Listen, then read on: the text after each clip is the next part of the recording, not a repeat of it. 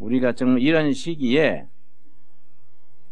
나라 위에서 통일한국 시대의 북한 동포들에게 예수님의 사랑을 같이 전하고 언젠가 가까운 시일에 북한 동포들도 성탄절을 같이 지킬 수 있도록 기도해야 됩니다. 대단히 중요하지요. 내년이 중요한 해입니다. 2015년은 남북이 불행하게도 분단된 지 70주년입니다. 70주년. 성경상으로 70주년이 왜 중요하냐면은 이스라엘 백성들이 바벨론 포로로 끌려갔다가 70년 만에 되돌아왔어요. 그걸 제2 출애굽 그럽니다. 70년 만에.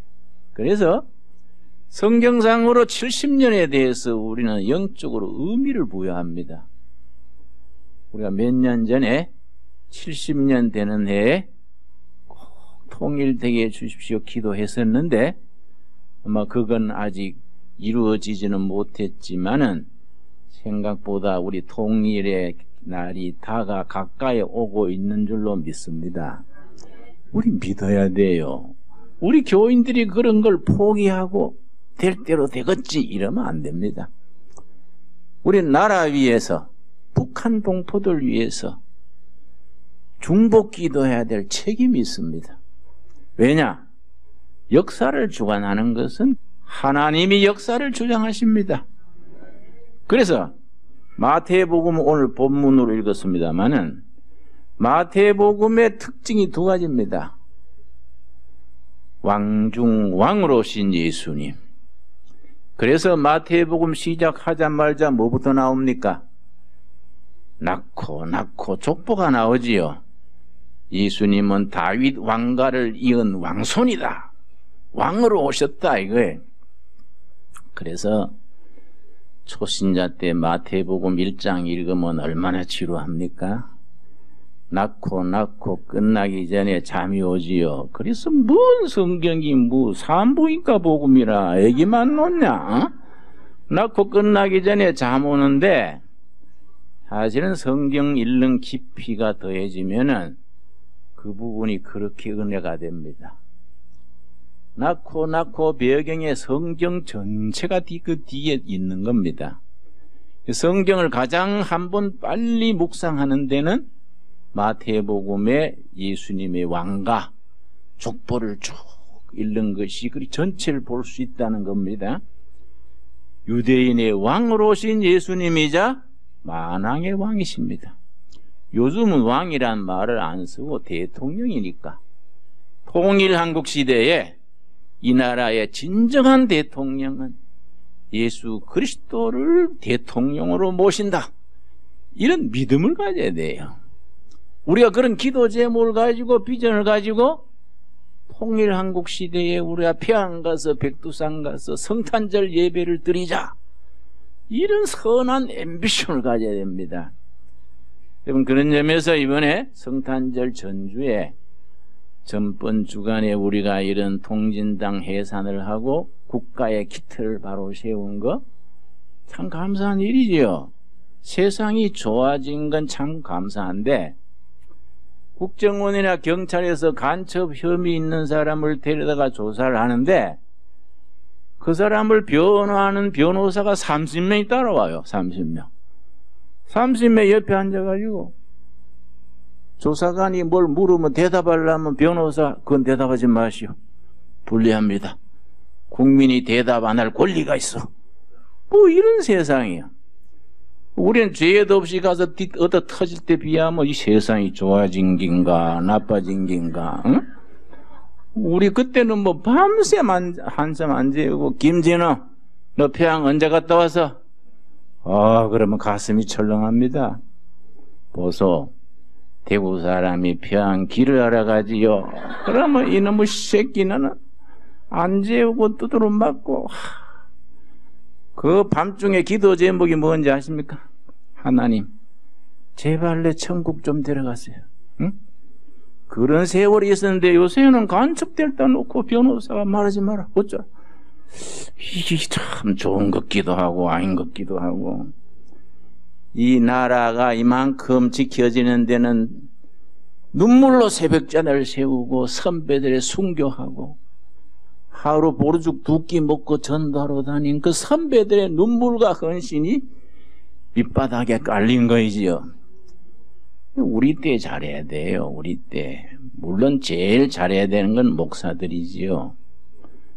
목사들이 정말 헌신하고 앞장서서 발바닥에 물집 생기도록 뛰어다녀야 되는데 요새 젊은 목회자들은 대접받는 데 익숙해져 가지고 교인들한테 대접하라 그러지 자기가 나가서 희생할 줄 잘 몰라요.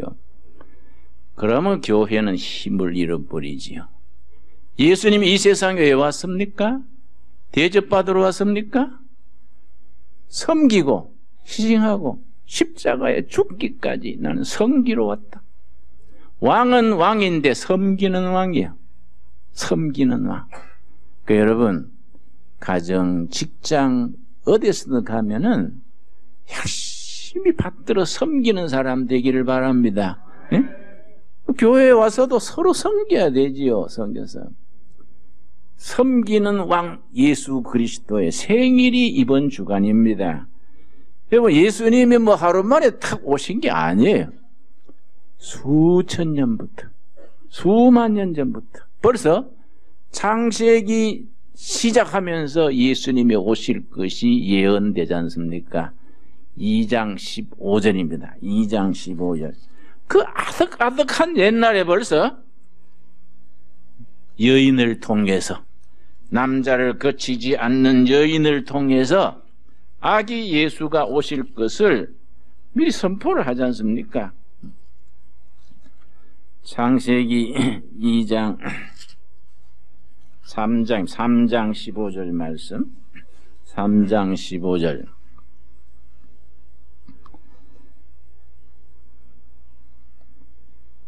인류의 조상 아담 하와 할아버지 할머니가 하나님의 법을 어기고 불순종의 죄를 졌습니다. 심판의 말씀을 하시는데 사탄의 앞잡이인 뱀에 대해서 여러분 성경 읽으면서 뱀 나오면은 지금 이 땅에 기는 뱀 사하면 안 됩니다. 어릴 때 유엔주일 다닐 때 열심히 한다고 시골 자라면서 뱀만 보면 다 잡았어요. 응? 우리 적이다.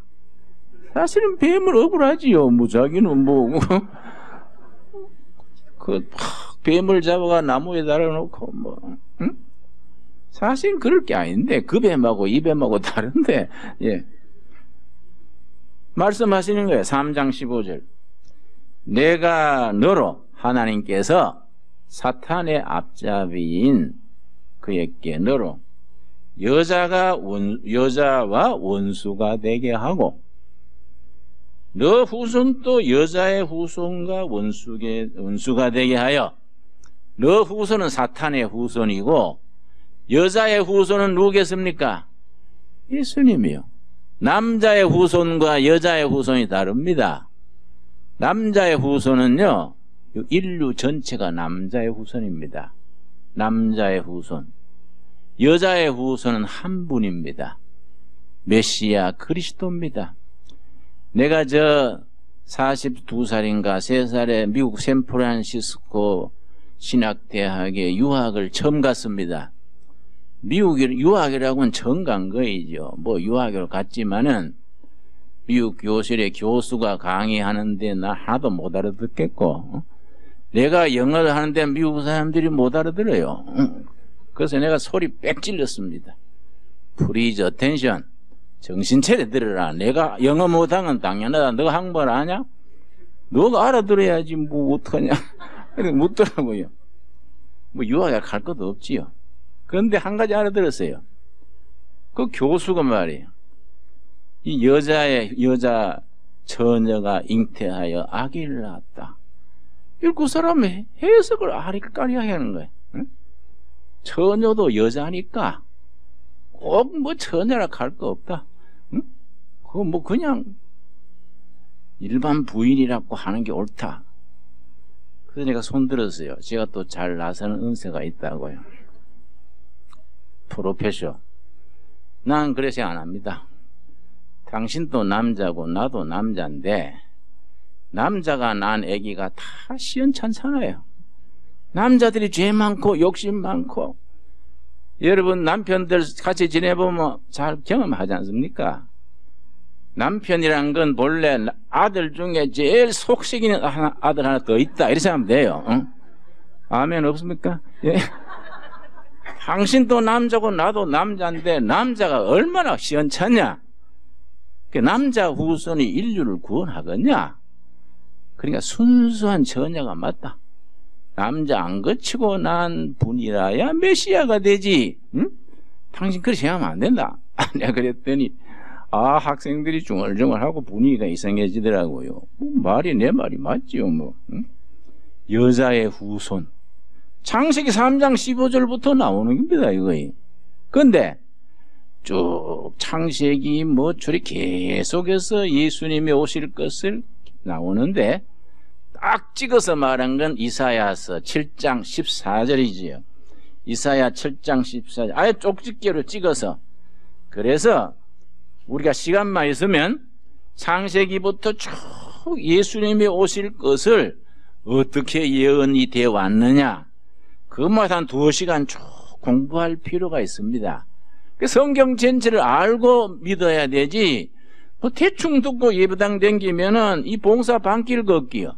시큰 다녔는데 뭘 민지도 모르고 엉뚱한 소리 하지요. 7장 14절 이사야 7장 14절 말씀. 아기 예수가 오실 것을 정확하게 말해주는 겁니다. 7장 14절.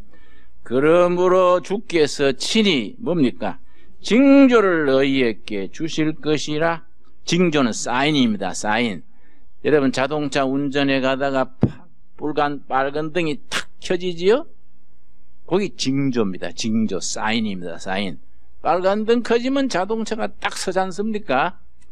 그러니까 우리 역사에 하나님이 사인 보여준다. 무슨 징조냐? 보라, 처녀가 잉태하여 아들을 낳을 것이요 그의 이름을 뭡니까? 임마누엘.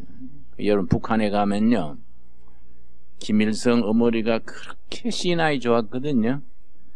그 김일성이 유엔주의학에서 컸습니다. 그래서 교회 그 제도나 용어를 굉장히 도입을 했습니다. 북한 다녀보면 그 눈에 보여요. 금강산이고 평양이고 시골이고 가는 곳마다 크게 김일성 어버이는 우리와 영원히 같이 계신다. 가는 곳마다 있습니다. 이 성경으로 말하면 뭡니까? 임마누엘이에요. 임마누엘. 우리와 영원히 같이 계신 하나님. 어릴 때 어머니한테 들은 설교 들은 걸 써먹는 거예요. 그 임마누엘이 아니고 김마누엘 좀 되겠지요? 그래서 통일이 되면요 북한이 빨리 신앙화된다 그래요. 신앙화. 왜냐? 북한서 매주 금요일마다 자아 비판 열립니다. 매주. 그거 빠지면 큰일 나요. 우리로 말하면 뭡니까? 구역예배요. 그러니까 자아 비판 모입시다 하는 자리에 구역예배 모입시다 하면 저절로 오는 거예요. 저절로. 김일성 성부, 김정일 성자, 김정은이 성령, 노동당 예배당, 막스 레닝 주의는 신구약 성경, 아우가 딱딱 맞는 거예요. 그래서 북한서 탈북해온 사람들 예배당 가면 편안하대요. 저희 동네 온 것 같대요. 예배당 오면은. 그러니까 이게 하나의 복음적인 영적 의미가 있는 줄로 믿습니다. 우리가 그런 의미를 부여해야 됩니다. 7장 14절 우리 같이 읽겠습니다. 그러므로 주께서 친히 징조를 너희에게 주실 것이라. 보라, 처녀가 잉태하여 아들을 낳을 것이요 그의 이름을 임마누엘이라 하리라. 여러분, 이게 마태복음에 탁 들어가서 이 말씀부터 나오는 겁니다. 마태복음 1장. 마태복음 1장. 예수님이 오시면서 이 말씀으로 예수님의 족보가 다윗 왕가의 왕손이다.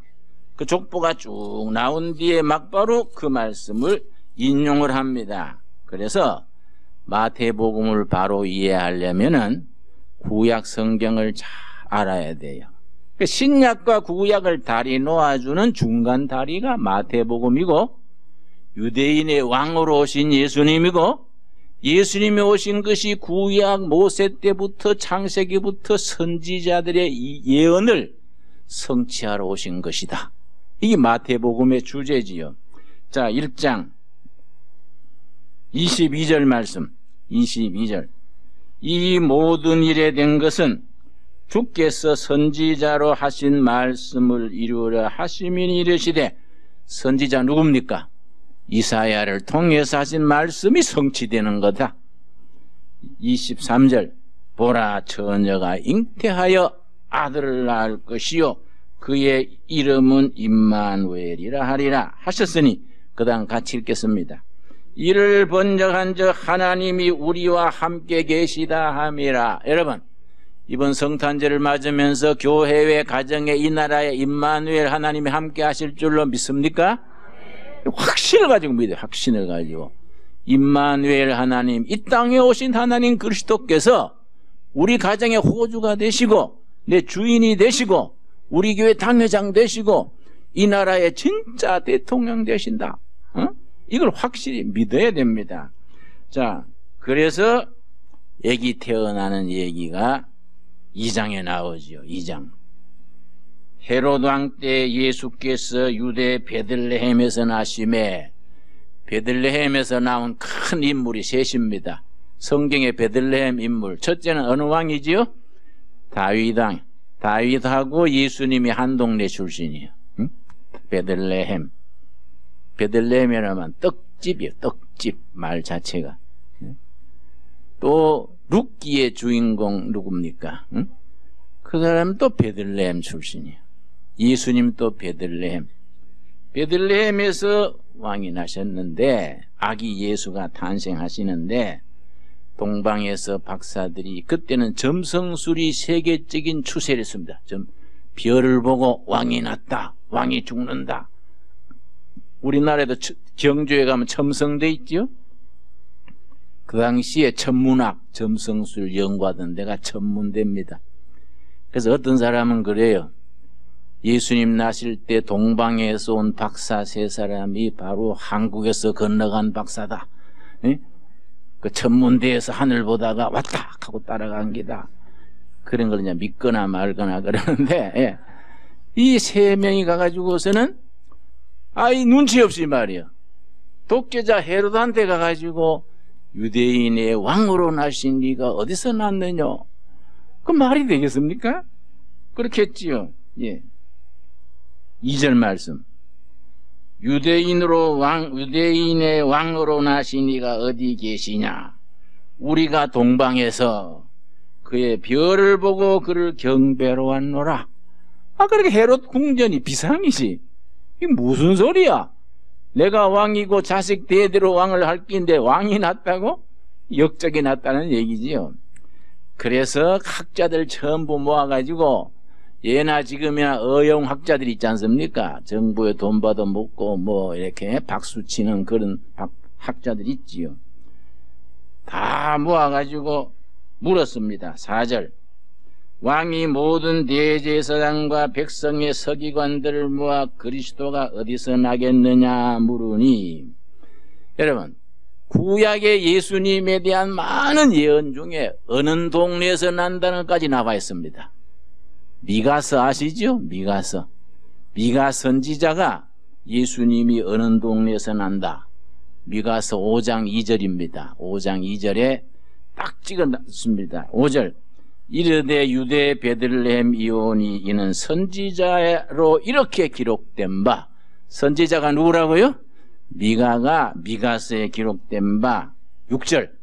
또 유다 땅 베들레헴아, 너는 유대 고을 중에서 가장 작지 아니하도다. 너게서 한 다스리는 자가 나와서 내 백성 이스라엘의 목자가 되리라. 베들레헴 가르쳐 준 겁니다.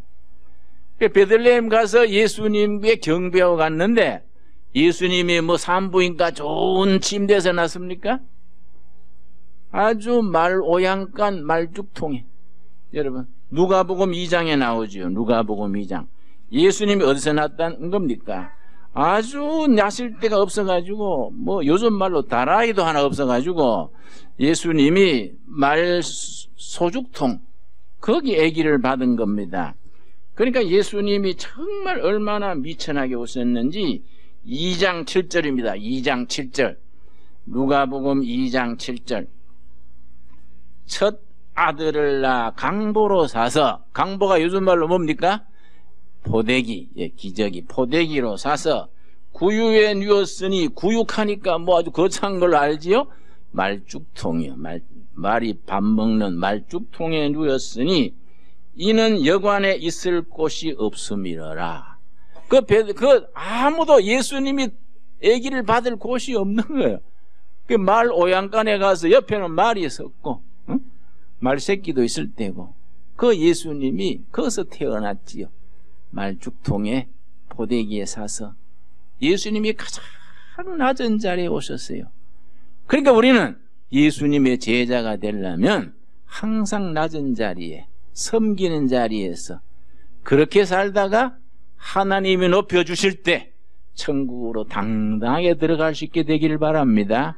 절대 교회 와가지고 뭐 자리 생각하지 말고, 예수님은 말죽통에서 났는데 나도 섬기는 자로 살아야지. 여러분, 메리 크리스마스, 즐거운 크리스마스 그러지요?